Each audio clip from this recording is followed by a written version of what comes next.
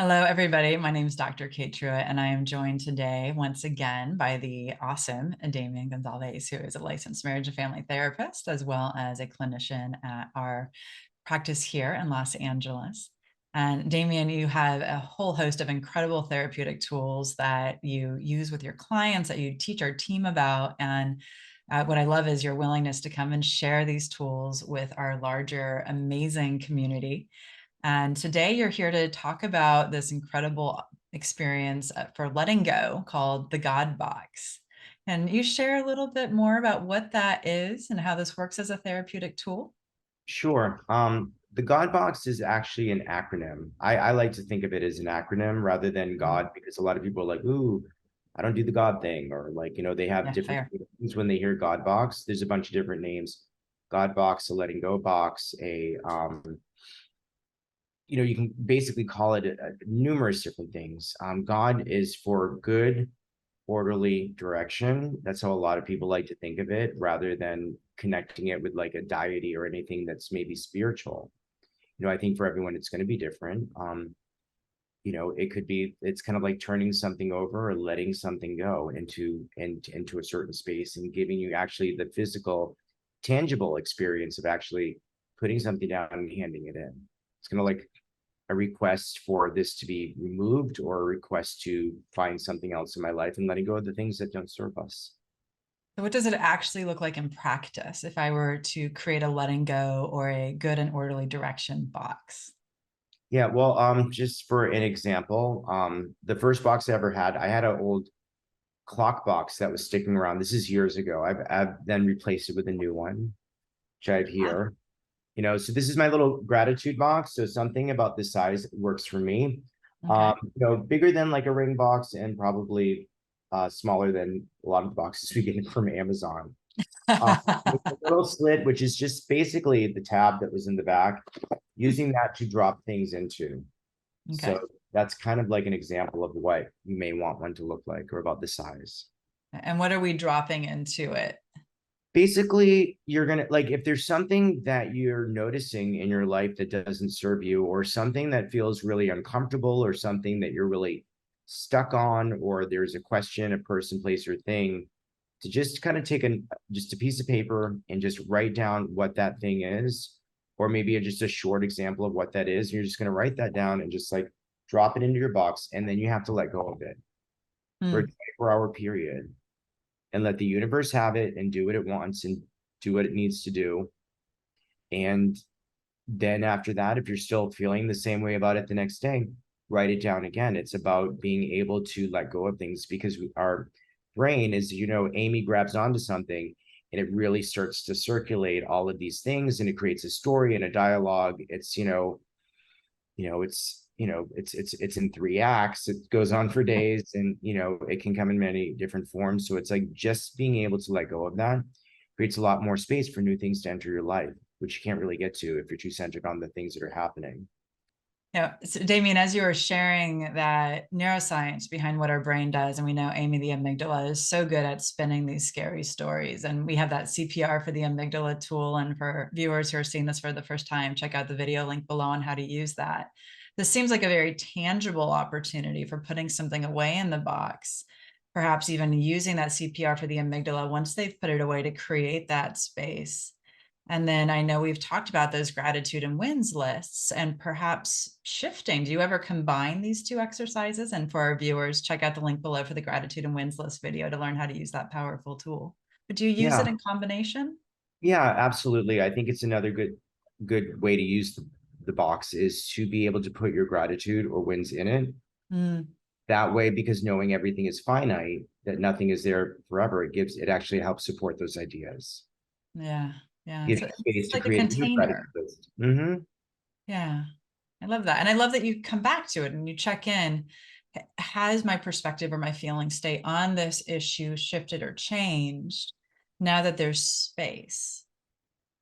Mm-hmm. And I even wonder if there's value if it hasn't changed that, wow, we need to pay a little more attention to this issue because perhaps there's something in our past that's coming up and that's an opportunity for healing, even. Mm-hmm. Yeah, I mean, I think a lot of people wonder, oh, what do I do when I'm done? When do I go into it? When Mm. do I look at it? And it's like, you don't. Go of it. We're not going to look at it. There can be a time, I know some people do have fire pits. We're in California, they want to burn things up. Okay, I get it.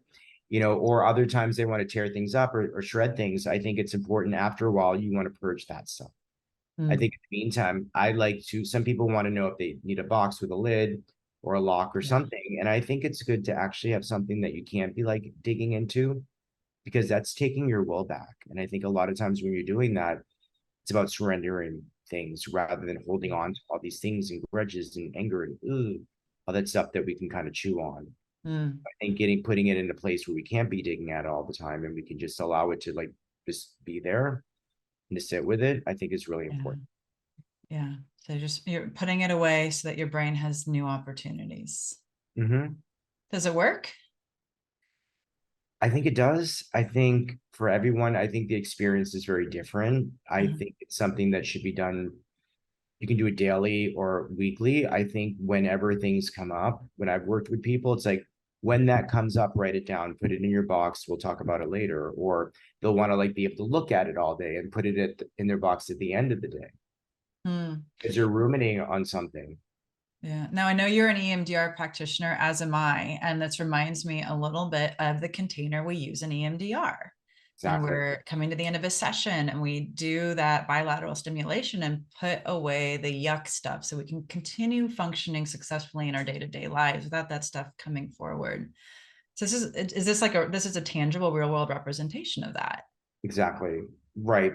And to maybe write those things down if you're doing like an EMDR session and you come to a certain point where like, okay, we're gonna stop now, and we're gonna like put those things away. Let's return to our peaceful place. But I Mhm. always give like that little disclaimer that, if we didn't fully get through everything, we have the opportunity to pick that up next time. Or you might find out a lot of clients are like, wow, I feel like really good about what happened last time. And now we can move on to new things. But it's good to have that idea of we're taking something out of there. I have one client that literally does this and like puts everything into like, you know, the container, closes it up and puts it here. Here you have a God box. Just put it in there. Yeah, it's such a powerful action to just literally put something away and move on with our life. And it's creating permission cognitively for that space to exist. Exactly. Yeah. So, a question that's popping up for me is if I have my own good and orderly direction box and I have it on my living room table, is that what you recommend? Do you recommend that we put it away where it's not consistently visible? If I have company coming over, how do we navigate having this tangible box in our lives? Right. I think you treat it the same way that you may treat a diary. Some people have Okay. like little locks in their boxes, Mm-hmm. or something like that. I think you can kind of like dress up a lot of clients that I work with, they would dress their boxes up. They would decoupage with like, people climbing mountains and houses or like things on it, things, aspirations. Oh, And so cool. they would keep it in a place, maybe on the side of their desk, some place where they have easy access to it. Mm. It's kind of like, I'm not sure what to do with the situation. You know what? I'm going to give it to the universe. Oh, I'm I going to love let go of it. So it's kind of there, but it's not something I would leave laying around if you have people in your house that can get into it, especially if it has a lid on it. So you definitely want to keep it in a place that you have easy access to it, not in the back of a closet, something you're hiding, something you have easy access to, but it's not easy to get to the things that are inside that you're letting go of. Yeah, something that just popped in my mind as you said that is even as you decorate it, use it as a little bit of a vision board. And it's Yeah, a box to hold the things that are the roadblocks or the barriers or the concerns that are getting in the way of acquiring that larger future, building into that space that our clients really want to get to. Oh, exactly. I love that. Mhm. Absolutely love that. Well, as we're wrapping up here, this is such a great tool, and I know you do this work with your clients a lot. And what I love so much about your work, Damien, is that you literally are working yourself out of business with your clients. And this video is even a wonderful representation of that. Let's take these tools and give them to the world at large, because a healing, healthy humanity is a happier humanity. And Mhm. so, are there any final words you'd like to leave us with? So I think the thing I would want to leave you with today, basically with the box is moving forward and like kind of to sum it up, is we're looking, it's kind of like the book that you just released, Healing in Your Hands, it gives you kind of that power to like heal the past, create the present, and to build the future, as a way of kind of moving forward. Because again, putting all those things that are standing in our way into a place to kind of hold them. Yeah. And that we all have the healing power in our own hands and mind and body to do so.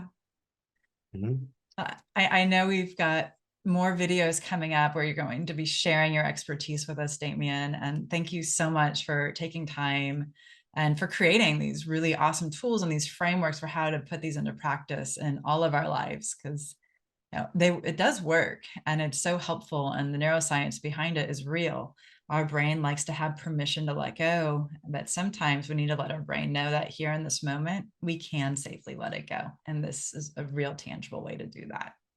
So thank you again, Damien. I look forward to seeing you soon. Okay, thank you. Take care. Bye.